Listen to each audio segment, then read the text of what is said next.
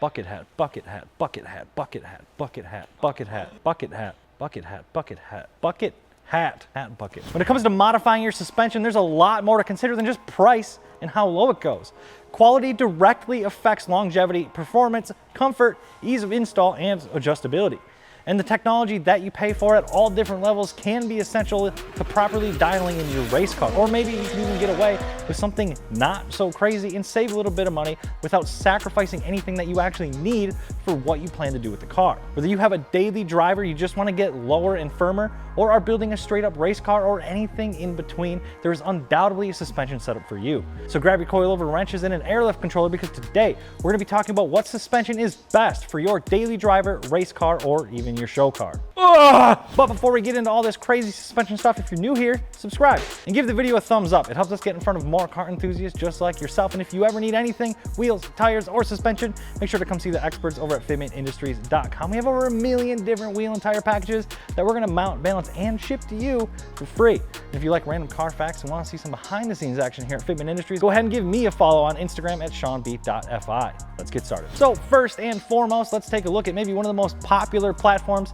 to see getting suspension modifications, and that's got to be, well, the daily drivers. It's the car you spend the most time in, so why not modify it to be less plush and handle a little bit better? Anyway, this one is going to have a lot of variables, right? You have the daily driver that might see some heavy spirited driving, or even the occasional track day, or maybe you even just want to ride low and slow 24/7. Either way, you're probably looking for something cost effective that's also going to be of enough quality to withstand the kind of miles that you're going to put on that daily driver. The first ones that come to mind are going to be the Function and Form Type 2, the Teen Flex Seat BC Racing BR Series, and the Fortune Auto 500 Series, and then even the Silver's Neomax. These are coilovers I like to call the best bang for your buck, because you're going to be getting a coilover that has an adjustable body, some sort of adjustable damping, and overall you're just going to get a lot of great technology built into a suspension kit that's just going to bolt right in with no modifications necessary. The adjustable body thing is a super important adjustment to your suspension, because what this actually lets you do is adjust your ride height separately from everything else. So on your cheaper coilovers or your super entry level coilovers, your height adjustment essentially is just moving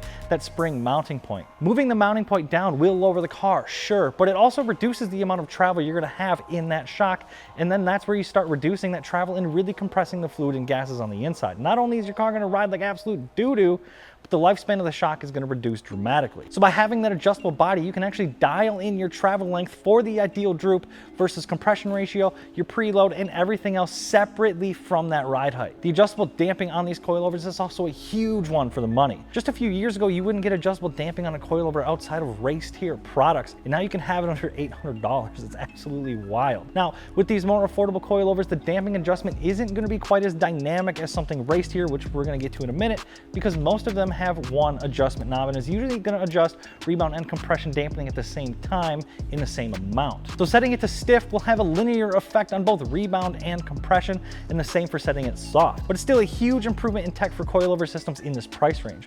With the BC Racing BRs and the Fortune Auto 500, you're also going to see an implementation of camber plates built into the top hat of your application. They just pack so much technology into one compact, low-cost product. It absolutely blows my mind.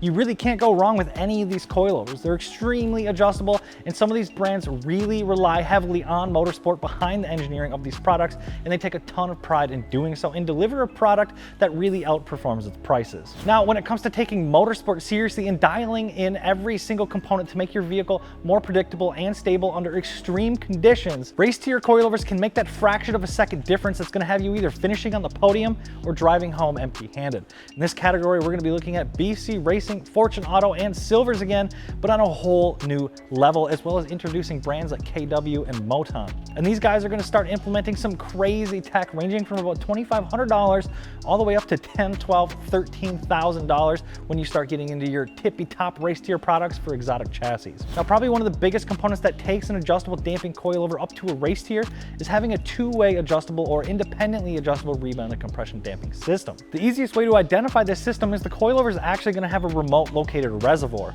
And even racier than that, super high-end coilovers are going to see 3 and even 4-way adjustments, including high and low speed compression damping adjustments and high and low speed rebound adjustments as well. So let's talk about that for a second. Low speed or high speed describes the speed of the movement of the shock itself.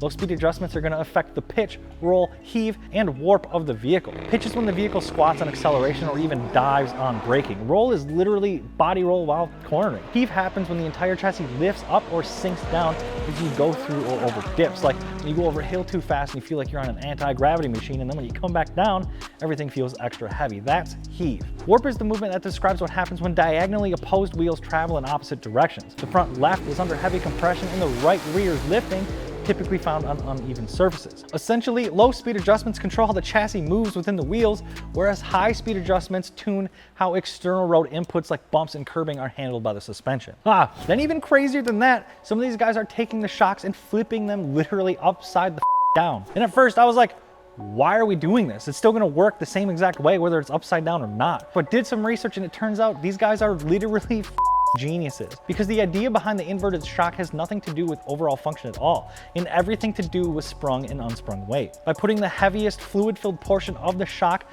on the side of the coilover that actually mounts to the body, you're converting a good amount of unsprung weight into sprung weight, allowing for your suspension to work that much more quickly and accurately. It makes complete sense, but it's like no one even talks about it. It's really, really wild. Like I said, the technology in the race tier is absolutely out of this world, and I cannot wait to get my hands on a set of these so I can play with all the settings and feel the differences that they actually make. But what if you kind of want to have the best of both worlds? A setup that you can daily drive, take to the track, and hard park like a baller. Then air suspension is probably for you. With brands like Airlift Performance, Function and Form, D2 Racing, and sorta Function Auto, you can really turn your ride into the ultimate function and form vehicle. Now, a huge misconception here is that Air Ride is full of compromises, from winter driving to reliability, dependability, and sloppy handling, and a whole slew of other things. But I'm here to tell you, none of these things are actually true, and here's why. Modern air suspension really takes the benefits of a nice mid-tier coilover and just literally straight up puts an air spring on it. We're talking about full rebound and compression damping adjustments on most kits,